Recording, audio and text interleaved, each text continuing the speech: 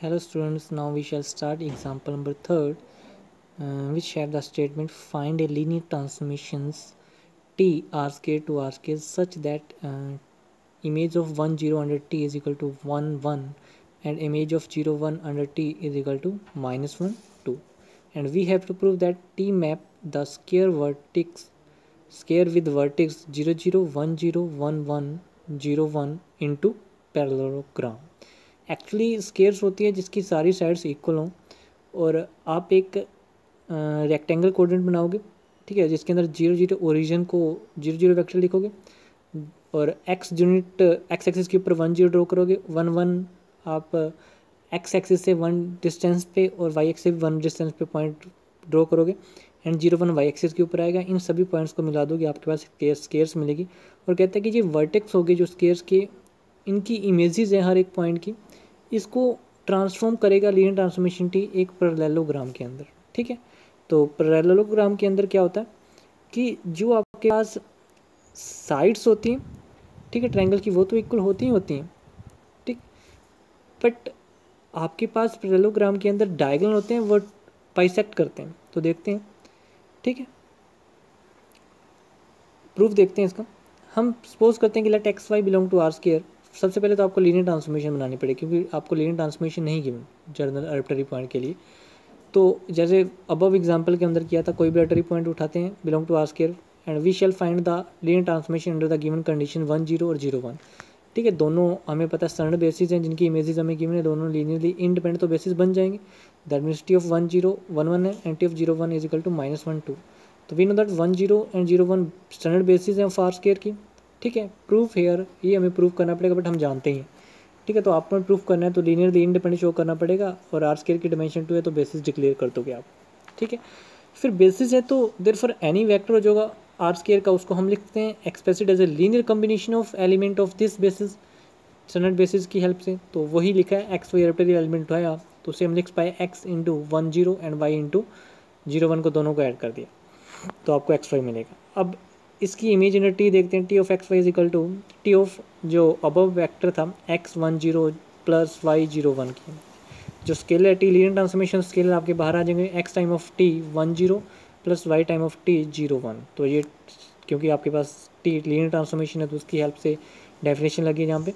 और टी 1 0 की इमेज 1 1 है, वो वैल्यूज सब्स्टिट्यूट की, टी 0 1 की वैल्यूज आपके पास माइनस 1 2 है तो वो वैल्यू सब्स्टिट्यूट की। तो आपके पास आया equal to x time of 1 1 plus y time of minus 1 2। तो स्केलर अंदर मल्टीप्लाई करेंगे कंपोनेंट वाइज तो आपके पास एक्स एक्स आएगा प्लस माइनस वाई 2 वाई। तो जब आप ऐड करोगे कंपोनेंट वाइज तो X minus Y x plus 2 Y आ जाएगा। तो आपके पास लीनियर ट्रांसफॉर्मेशन मिल गई एक्स वाई की, आर्बिट्ररी एलिमेंट की कोई भी आर स्क्वायर से उठाओगे उसकी इमेजेस क्या आएगी, x minus Y x plus 2 y, required linear transformation आपके पास। अब हमने देखना है कि क्या स्टेयर को वो ट्रांसफॉर्म करती है इस पैरेललोग्राम के अंदर। तो लेट वर्टेक्स से जो पैरेललोग्राम के अंदर स्केयर के वो पी क्यू आर एस हैं रिस्पेक्टली, तो देर इमेजेस हैं ए बी सी डी आ रही है। तो अब टी के अंदर पी पॉइंट पुट किया दैट मीन्स 0 0। ठीक है, तो वो आपके पास इमेज देगा जो आपके पास अबव ट्रांसफॉर्मेशन आई है x minus Y x plus 2 Y, तो वो आपके पास 0 0 आएगी। सेम वे से उसे नाम दिया हमें ए, सेम वे से बी निकालेंगे क्यू पॉइंट की इमेज अंडर टी, तो आपके पास क्यू की वैल्यूज 1 0 है, अंडर टी इमेज आएगी आपके पास 1 1, उसे नाम बी दिया। सी आपने नाम दिया आर पॉइंट की image under T, R point आपके पास 1 1 है।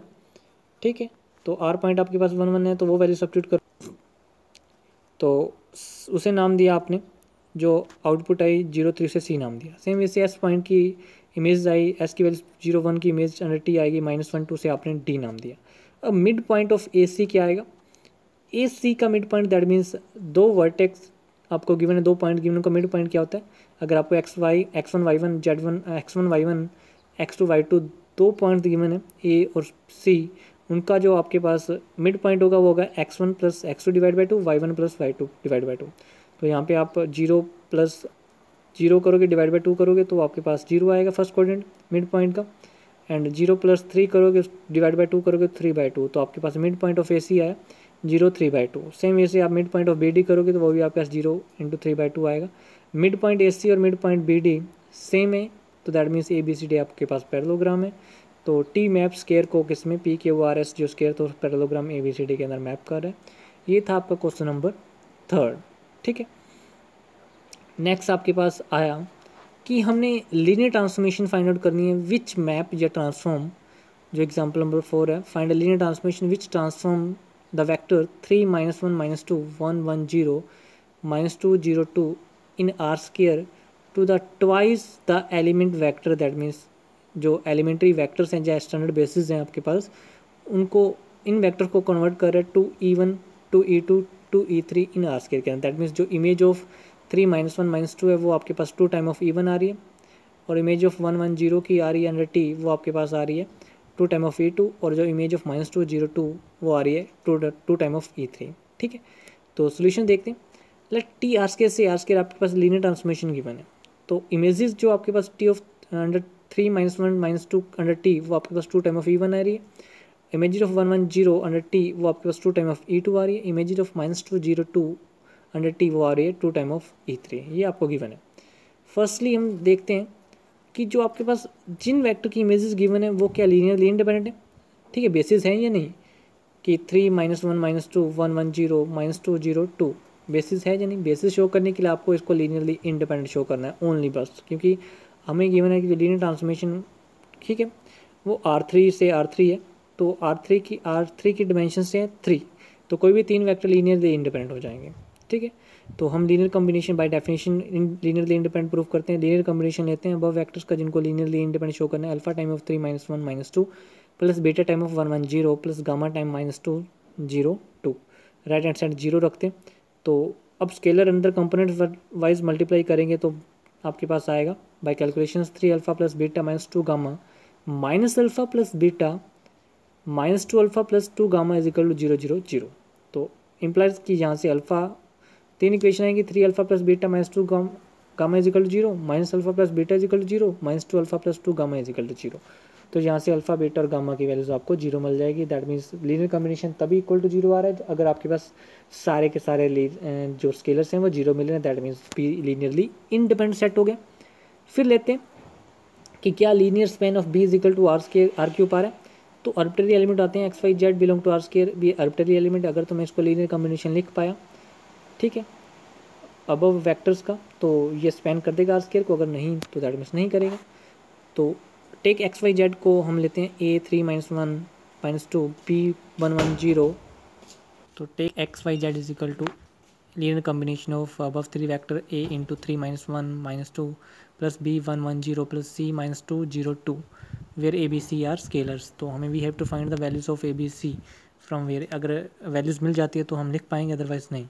तो अंदर स्केलर्स तो मल्टीप्लाई करते हैं कंपोनेंट वाइज, तो आपके पास 3a - 2a b plus b 0 plus c 2 -2 c 0 2 c आएगा। तो अब इन कंपोनेंट वाइज ऐड करोगे तो आपके पास आएगा 3a plus B -2c minus A plus B -2a plus 2c आएगा। तो दैट मीन्स आपके पास लेफ्ट और राइट साइड को कंपेयर करोगे तो 3a plus B -2c is equal to X आएगा, minus A plus B is equal to Y आएगा, -2a plus 2c is equal to Z आएगा।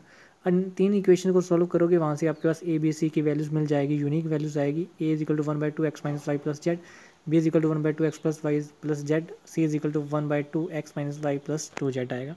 तो सेम वे से एक्स वाई जेड जो equation थी above A B C values की value से replace करोगे तो एक्स वाई जेड आपके पास आएगा 1/2 x minus Y plus Z into 3 -1 -2 plus 1/2 x Y z into 1 1 0 plus 1/2 x minus Y plus 2 Z into -2 0 2।